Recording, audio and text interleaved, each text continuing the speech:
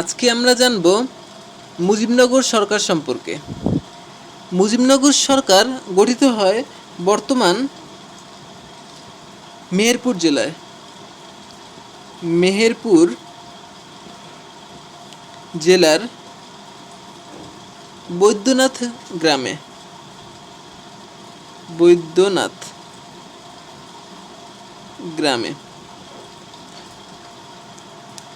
আচ্ছা, এই মুজিবনগর সরকার আরও বিভিন্ন নামে ডাকা হয়, যেমন প্রবাসী সরকার। এটা হচ্ছে মুজিবনগর সরকারের আরেক নাম, প্রবাসী সরকার।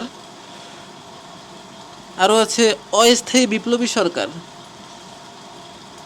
অস্থায়ী বিপ্লবী সরকার।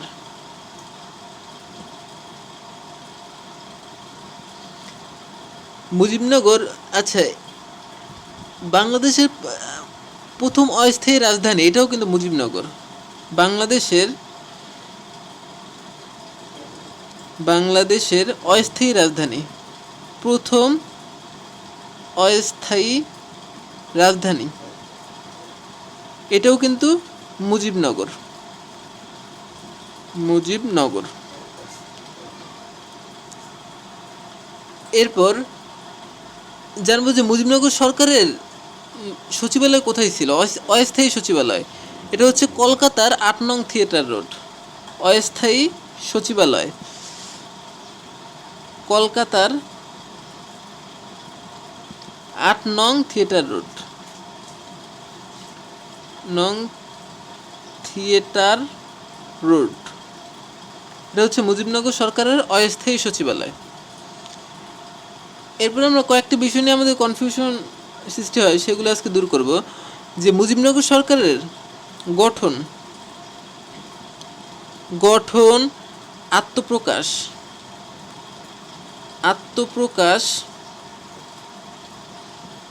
এরপর আছে মুজিবনগর সরকারের স্বাধীনতার ঘোষণা।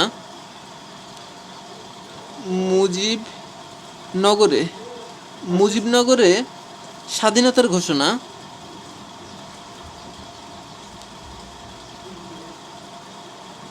এরপর হচ্ছে মুজিবনগর সরকার ঘোষণা। মুজিবনগর, একটা হচ্ছে স্বাধীনতার ঘোষণা, একটা হচ্ছে মুজিবনগর সরকার ঘোষণা।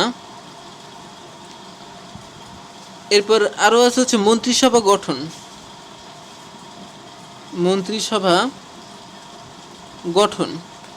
এইগুলো যতগুলো আছে, এই যে গঠন, আত্মপ্রকাশ, তারপর হচ্ছে মুজিবনগর সরকার গঠন, আত্মপ্রকাশ, মুজিবনগর সরকারের স্বাধীনতার ঘোষণা, মুজিবনগর সরকার ঘোষণা, মন্ত্রিসভা গঠন, এগুলো সব হচ্ছে 10 এপ্রিল 1971 সালের 10 এপ্রিল।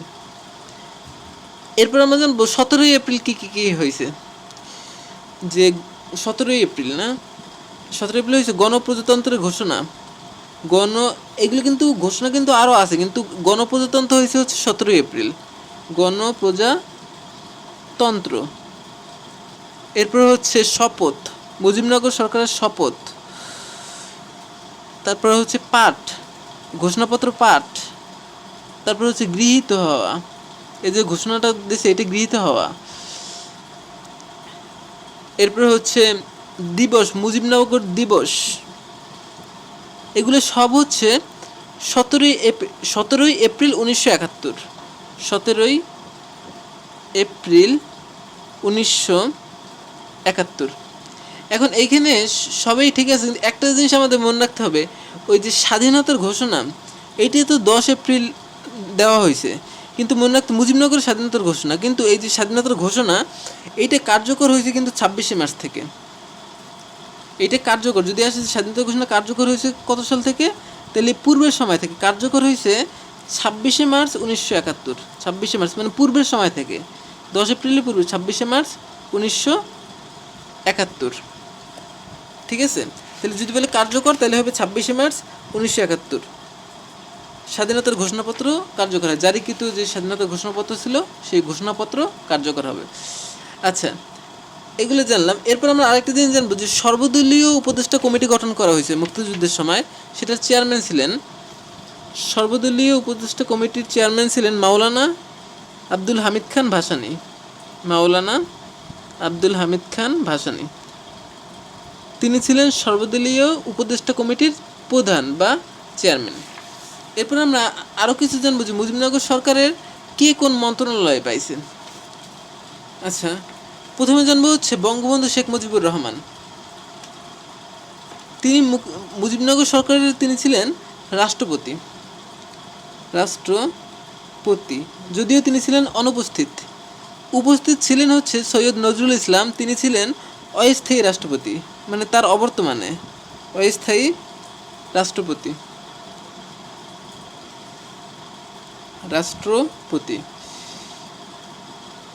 এরপর ক্যাপ্টেন এম মনসুর আলী, তিনি অর্থ সংক্রান্ত সকল বিষয়ের মন্ত্রী ছিলেন, যেমন অর্থ, বাণিজ্য,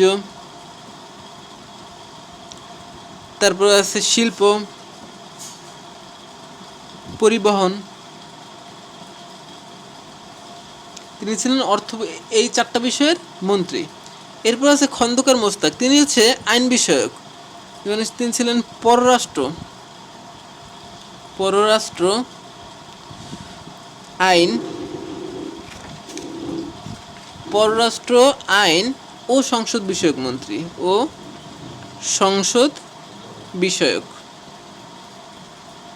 পররাষ্ট্র আইন ও সংসদ বিষয়ক। এরপর হচ্ছে এইচ.এম. কামরুজ্জামান, তিনি ছিলেন স্বরাষ্ট্র সরবরাহ, ত্রাণ ও কৃষি, এই 4টার মন্ত্রী। সবার শেষে লিখছি হচ্ছে তাজউদ্দিন আহমেদ। এটা শেষে লেখার কারণ আছে, তিনি ছিলেন প্রধানমন্ত্রী, কিন্তু তিনি তার আন্ডারে অনেক বেশি মন্ত্রণালয় ছিল। তার আন্ডারে কি ছিল? প্রতিরক্ষা, এরপর হচ্ছে তথ্য প্রচার,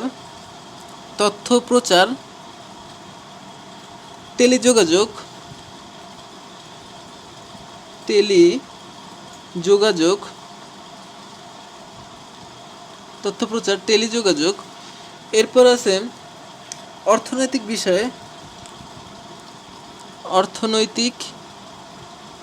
বিষয়, এরপর হচ্ছে পরিকল্পনা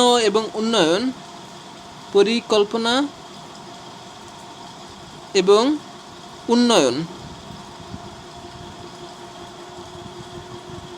আরও আছে শিক্ষা,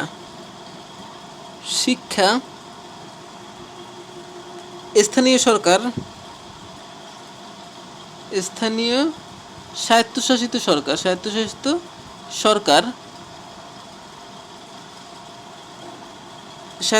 সরকার, তারপর হচ্ছে স্বাস্থ্য। আচ্ছা, এগুলো এখান থেকে লিখি না, আরো বাকিটুক স্বাস্থ্য। এরপর হচ্ছে শ্রম এবং সমাজ কল্যাণ,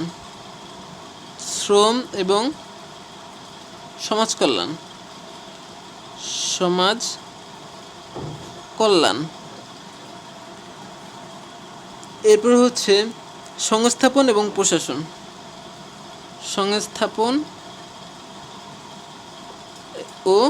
প্রশাসন, তার মানে অনেকগুলো মন্ত্রণালয়ের দায়িত্বে ছিলেন তিনি। এই হচ্ছে মুজিবনগর সরকারের মোটামুটি কী কোন মন্ত্রণালয়ের দায়িত্ব ছিলেন।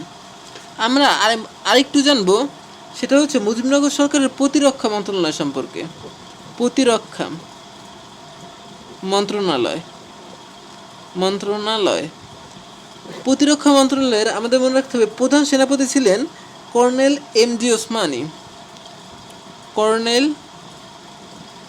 এম.জি. ওসমানী, তিনি ছিলেন হচ্ছে প্রধান সেনাপতি।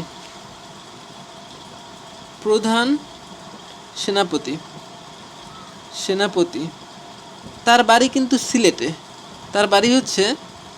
সিলেট। এরপর আমরা জানবো chief of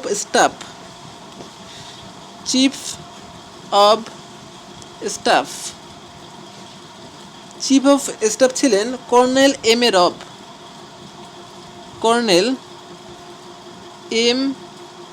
A Rab. Colonel M A রব। এবং বিমান বাহিনীর প্রধান ছিলেন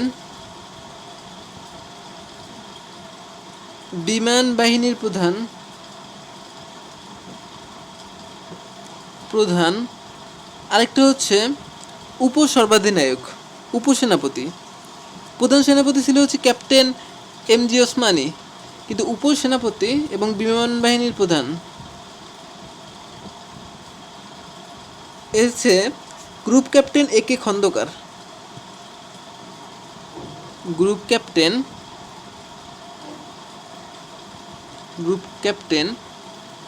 এ কে খন্দকার।